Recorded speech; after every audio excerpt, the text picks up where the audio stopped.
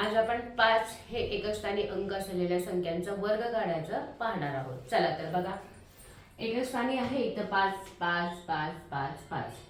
कमी वेळेत आपल्याला एखाद्या स्पर्धा परीक्षेत किंवा एखादा प्रश्न आला असतो की ह्या संख्याचा वर्ग किती असणार आहे, त्यावेळेला आपल्याला काय करावं लागतं, 2 ला गुणावं लागतं। तेवढा वेळ आपल्याकडे नसते, त्यावेळेला आपण काय करायचं, 5 चा तर वर्ग आपल्याला माहित आहे, 5 5 25। हे बघा, इथं पण काय करायचं, पहिल्यांदा आपण 25 लिहायचं, एकचा पुढचा अंक घ्यायचा, एक नंतर काय ते 2, ह्या दोन्हीचा गुणाकार करायचा, आलेलं उत्तर इथं लिहायचं। त्यानंतर 2 चा पुढचा अंक किती असणार आहे, 3, 3 न गुणा किती आले, ह्याचा वर्ग 25।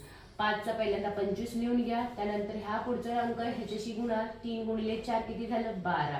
त्यानंतर 5 चा 25 लिहा, 4 नंतर येतो 5, 4 पंचे 20। त्यानंतर घ्या 5 चा वर्ग 25, त्यानंतर 5 गुणिले 6 5 सत्ते 30। त्यानंतर 5 चा वर्ग 25 ला, ह्या पुढील संख्या कुठला असणार आहे, 7। मग तुम्हाला कमी वेळेत जास्तीत जास्त उत्तर आपल्याला काढता येतो। ह्या पुढचा अंक किती असणार आहे,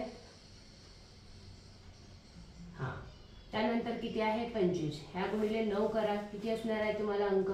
त्यानंतर तुम्ही गुणा 5 चा वर्ग 5 आणि 9 गुणिले 10 किती झाले, 90।